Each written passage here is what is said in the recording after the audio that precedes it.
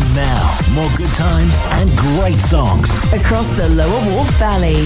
This is Tempo FM. And it is Monday morning. You are here with Rebecca with something a little bit different. Now, each week I have been choosing a different theme to tie the show to.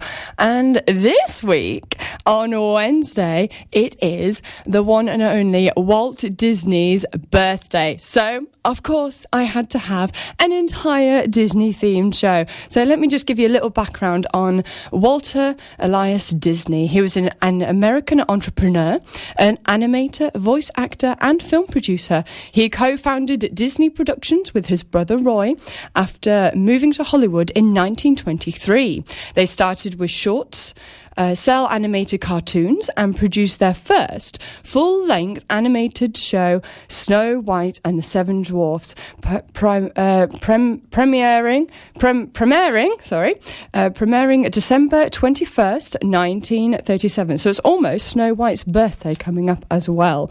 And I mean, it's going on to win 88 Oscars and made $1.499 million, despite it being in the time of the Great Depression. And I think it's because of this absolutely wonderful song sung by the Dwarfs. Oh dear, bless you, Sneezy. That was the Dwarfs Yodel song from the 1973 Snow White and the Seven Dwarfs. So, following on from that massive success, in February of 1940, up popped a little wooden puppet brought to life from a wish on a star, with the desire to be a real boy for his father who had created him. And of course, adventure ensues, always with Jiminy Cricket as his conscious guide. And although we know a couple of the songs, including We've Got No Strings, we are going to have a listen now to Jiminy Cricket's attempt at teaching Pinocchio to whistle whenever he needs some help. So here we go, Jiminy Cricket. That was from Pinocchio, and that was the moment he fell off the workbench and woke up his dad to reveal that he had come to life instead. So, following on from that, Disney then released Fantasia, which was an animated cartoon film, but it was all animated to classical music, which I thought was a brilliant introduction to classical music. There was a little bit of narration, a little bit of live action there, and even Mickey Mouse appeared as well, which was really cool. Actually, it was Walt Disney who voiced Mickey Mouse for the first part, and then stopped temporarily and then came back again. Anyway, by the by. So, next up, it was Dumbo in October 1941, running at just 64 minutes, incredibly short compared to today's films. It's one of Disney's shortest animated features ever. Now, have a listen to some of the fun wordplay at the beginning of this song. This was sung by the Crows right at the end of the film and is called When I See an Elephant Fly. Less than a year later, in August 1942, Bambi was released based on a book. It was possibly the first film many of us saw, or at least an animated film, where a main character is killed during the film, albeit off screen, but the gunshot and the absence of Bambi's mother was enough to bring us all to tears and to know exactly what had happened. Before this, we get to see Bambi experiencing his very first April shower. I absolutely love this song. This will be getting cut short. This is Tempo FM. And we are talking about Disney because it is Walt Disney's birthday on Wednesday. So we're going through the animated films and playing a track from each one. We're going through quite quickly. So moving on to into the 1950s, the very first release in February was Cinderella, a absolutely classic tale, which has been retold many, many, many times in many, many different ways. But only this one had funky talking mice companions, and a fairy godmother who turns a pumpkin into a carriage and sings this bizarre song to go along with it. Bibbidi bobbidi boo, everyone. That was, of course, Cinderella going off to the ball at the end there. So, in 1951, saw just one film come out of Disney Studios, and that included live action and documentary films that they were also doing. And it was Alice in Wonderland, the absolutely bizarre story of a little girl with an amazing imagination. I've actually been reading the Alice in Wonderland and Alice Through the Looking Glass books. And Disney, I was actually quite surprised. I was always under the impression that Disney didn't follow sort of original stories very closely. They were just sort of loosely based on them. But actually, they got quite a few things spot on in it. And I was like, oh, that's actually in the film. I was really amazed. Unfortunately, there's no mentions of unbirthdays in the original books. But never mind.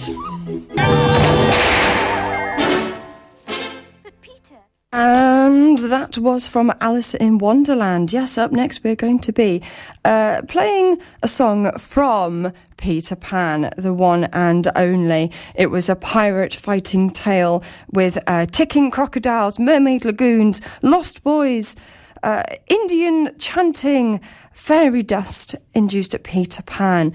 And listen carefully to Wendy Darling's voice during this next bit of song.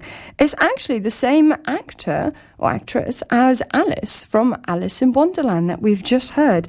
So, how do you fly exactly? Well, a happy thought is a good place to start, be it a good memory, a fantasy, a dream.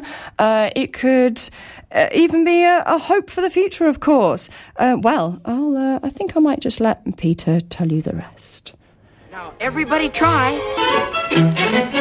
And that was You Can Fly, You Can Fly, You Can Fly from Peter Pan. So Disney Studios have been re-releasing lots of classic films recently as live action films the last few years, though it's more like lots of computer graphics and green screen were used too, so I'm not sure how much sort of live action you could count it as. Real actors are still needed in many films, and they definitely got some real-life dogs to star in the Lady and the Tramp remake released earlier. I think it was just last month, actually. The original was released in 1955, and it was the 15th animated feature film, and it was the first film to be shot in widescreen. More space for all those doggies on screen, I guess. What a dog.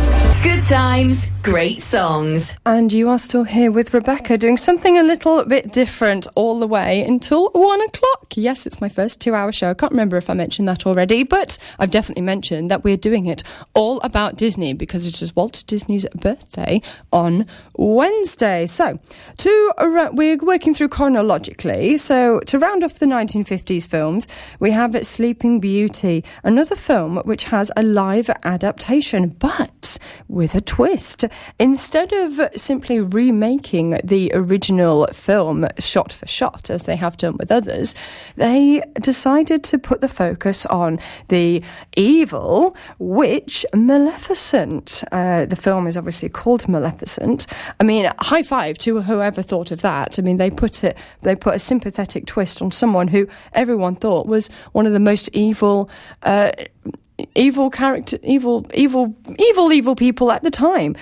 So yeah, high five to whoever put out that idea to make it a whole fresh story. This is Sleeping Beauty's Once Upon a Dream. Sleeping Beauty. Only that song was kind of predicting what was going to happen later on. So The 1960s saw only 3 new animated feature films produced from Disney, as their attention was drawn more to the live-action end of Hollywood filmmaking. But none of them had as many dogs as this one, and none of them had such a deplorable villain as this one. You could definitely never put a sympathetic twist on someone who wants to skin and wear puppies. Cruella de Vil. Cruella de Vil. That's it. So during this sort of instrumental bit in the middle of the song, I thought I'd give you all a weather update. It's obviously nice and sunny right now. It is also very cold, so hat, scarf and gloves most certainly needed. Tonight there's small chance of a bit of rain. It is going to start to cloud over the further into the day we get, but in the night it is going to break up, so there are going to be icy patches. So look out for those tomorrow, and keep warm, everyone. Yes, he laughs about it, and thankfully no dogs were harmed during the making of that film. So I'm sticking in England, as Cruella de Vil and the 101 Dalmatians was based in London. Sticking to England, but a quick jump back in time to England's Dark Ages, where a young boy named Arthur meets a strange old man who teaches him lots of different things, all in preparation to be the King of England. That's right, it was Merlin. And yes, he does have his very own magical song. Higgitus. And that was from The Sword in the Stone. Unfortunately, that was the last animated film to be made before Walt Disney died of lung cancer in December 1966, aged just 65. He was knee-deep in projects at the time, including Disney World in Orlando, who I believe I know a family who have been over there just last year. The following year, and The Jungle Book hit the cinemas as Walt's last produced film. Just as Walt would have wanted, it was still a cheerful comedy with catchy songs including I Wanna Be Like You, sung by the Apes, and this, The Bare Necessities. Bare necessities. This is Tempo FM.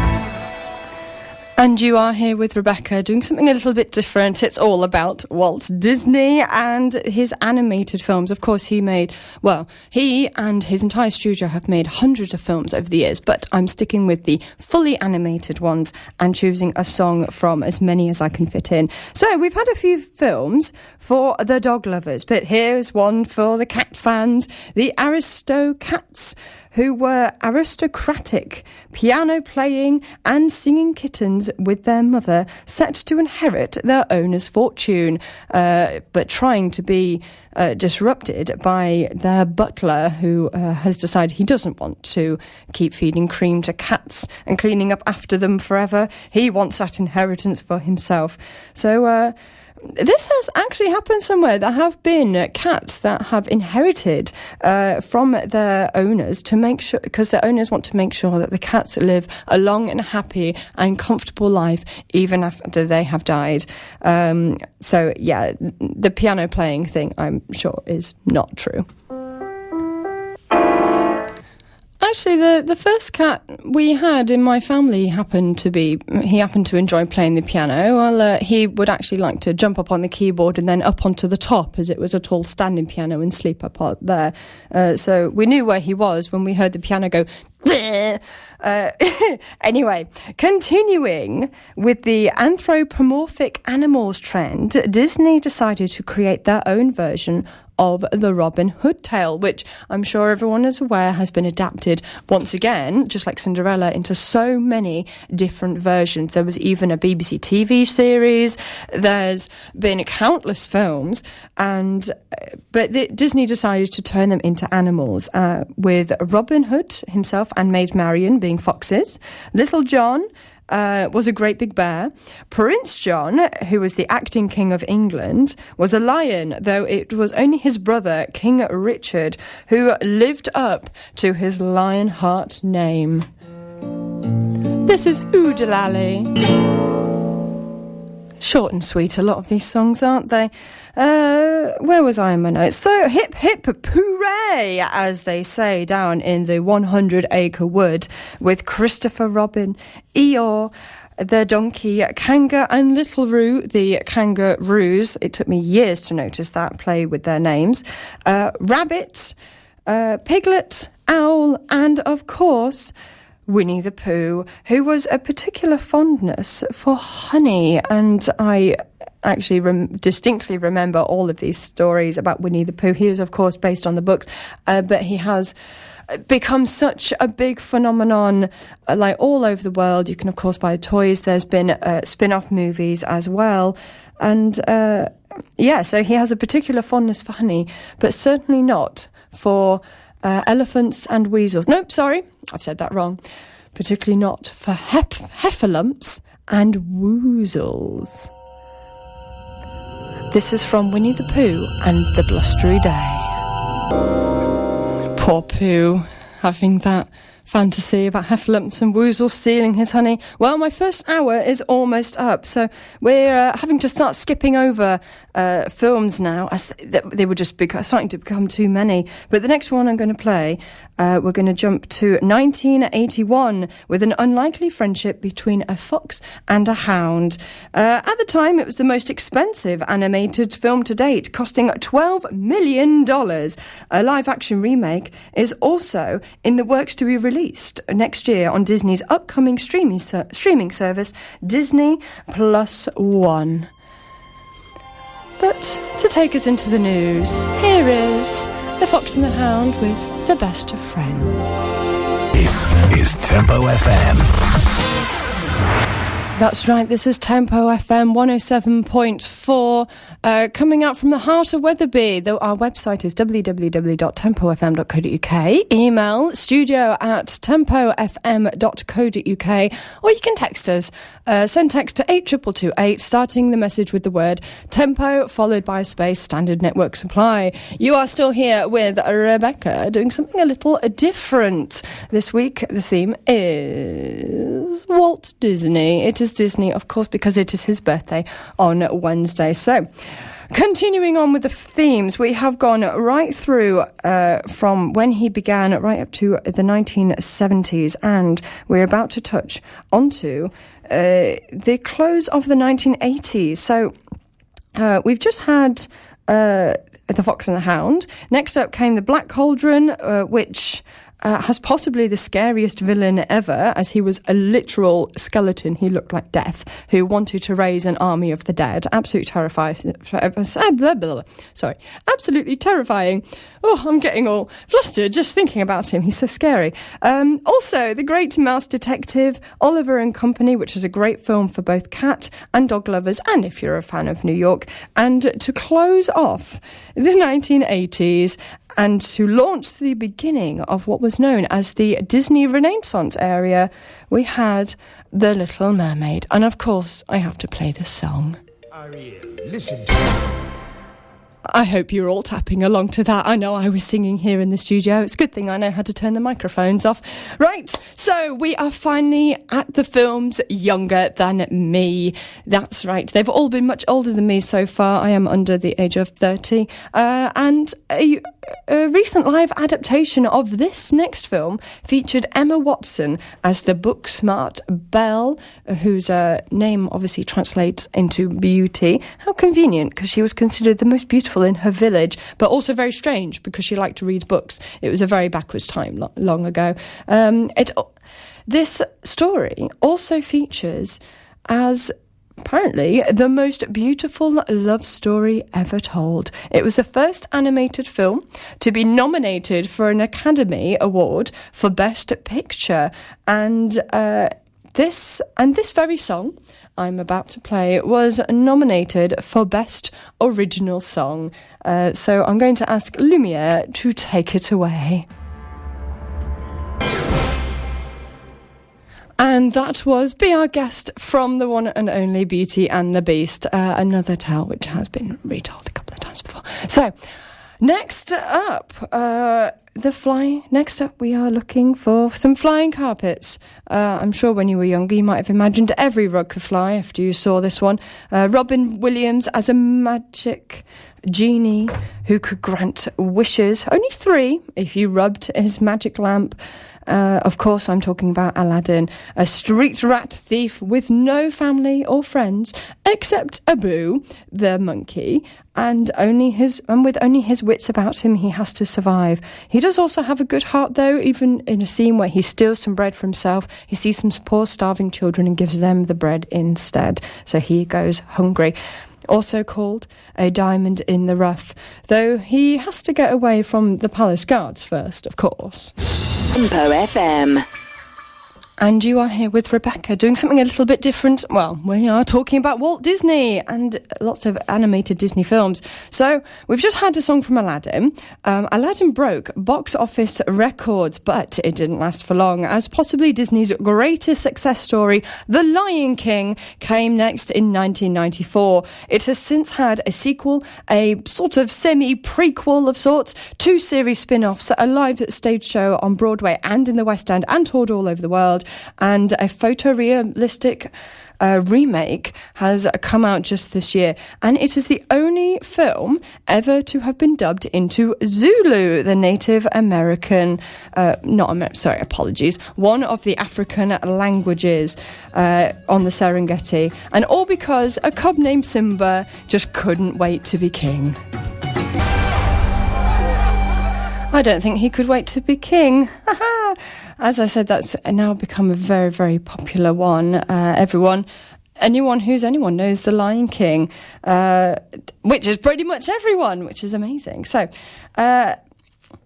hot on the heels of a Goofy movie was a very serious but fun film, very loosely based on the tale of Pocahontas in America. And I mean very loosely. It's almost as though they've sort of taken the story and then completely changed it. But that's sometimes what artists do. They do interpret things quite differently. Anyway, but it didn't stop them producing yet another powerful soundtrack in what is still known as the Renaissance period of Disney. Here's Colours of the Wind. And that was Pocahontas singing Colours of the Wind.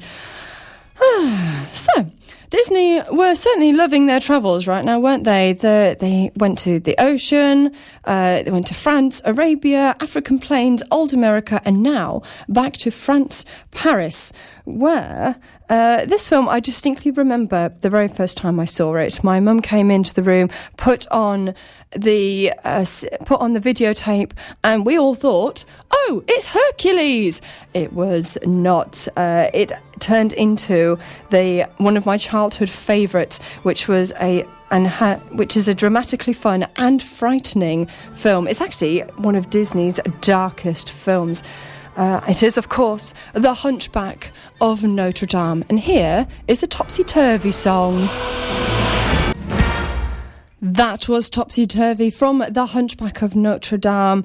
I've just mentioned Hercules, and it would actually be years later before I actually got to watch the version of Hercules that Disney produced. And my goodness, Hades, the villain, the god of the underworld, he is the most sassiest villain that I think they've ever made. And I think he's still the sassiest. He's just so... and you kind of can't blame him when the godchild he set out to make mortal goes from being a 0 to a hero in 5 seconds flat. And you are still here with Rebecca with something a little bit different, and we've been playing lots of music from the animated Disney films because it's Walt Disney's birthday on Wednesday. So we're travelling again, this time to China, to the Han Dynasty, where Fa Mulan impersonates a man and takes her father's place in the war against the Huns. In the original story, she was actually fighting for 12 years before she retired back to her home village. There's even a crater on Venus named after her. Disney's version won Best Animated Feature as well. And now we are coming to the end of the Disney Renaissance film era. Considered to be the last one, Tarzan swung into cinemas with a powerful soundtrack by Phil Collins. The orphan child raised by gorillas has his life turned upside down when English explorers come to town to study the local gorillas. This song I'm about to play won Academy Award for Best Original Song. So here's Phil Collins with You'll Be in My Heart. Oh, such a lovely soundtrack that. It really is worth a listen if you just fancy a chill. So, hey, we are almost up to date with all the Disney films. Of course, there are lots more of them, especially when Disney bought out Pixar. All of the Pixar films are now added into the Disney repertoire. But this one is still an original. So it's February 2000, and there's apparently a wonderful thing about Tiggers that the Tigger movie would like to tell us about. The wonderful thing about... Ouch. Yes, Tigger was absolutely the only one. And another one which was the only one of was Stitch from Lilo and Stitch. So before this, we had Dinosaurs, The Emperor's New Groove, Atlantis, The Lost Empire, all came out next. And all, in my opinion, completely underrated. But Lilo and Stitch certainly is much loved, and the first animated film from Disney with aliens in it. From what I can gather from my research, it's the actual first one with aliens, which is so bizarre. The main alien, Stitch, is too heavy to learn to swim or to be able to swim or float on water. So instead, he tries to surf on the Hawaiian roller coaster ride. And if you listen, this song is very closely related, obviously, to the setting of which it was. The film is based in Hawaii, and it features what is called call and repeat song singing methods. This is Tempo FM. And you are still here with Rebecca at 107.4 Tempo FM, doing something a little bit different. We've been playing lots of Disney songs the last almost 2 hours now. And so, moving on. In the early 2000s, the use of computer graphics was becoming a far faster and cheaper form of animation, but some held on to the art form Disney held on to the original art form of cell animation, whereby they would draw each individual picture and photograph it against individual painted backgrounds to then string them together into the film. It was a very long process, but they still used this process to produce films such as Brother Bear, Home on the Range, and The Princess and the Frog. This film also marked the return of Disney animated musical films based on well-known stories since the Renaissance period, which we were talking about before, described as a princess movie for those who don't like princess movies. It's actually based back in the 1920s. In New Orleans. I don't have time for dancing. And that was almost there from The Princess and the Frog. As it stands, it kind of looks like Disney won't be returning to classical cell or classic cell animation style for a while, so that might be the last one. At least they still love their musicals and classic story adaptations, such as the classic tale of Rapunzel that, with her great big eyes, which were the biggest eyes ever to be put into an animation, She got her own film in 2010 featuring a snuggly duckling full of scary thugs who all had a dream, and I bet Walt didn't want to I don't think Walt would ever have thought that his studio would reach the 50 animated film number, because Rapunzel Entangled was the 50th one. Here are the thugs in the Snuggly Duckling singing I've Got a Dream. Yeah!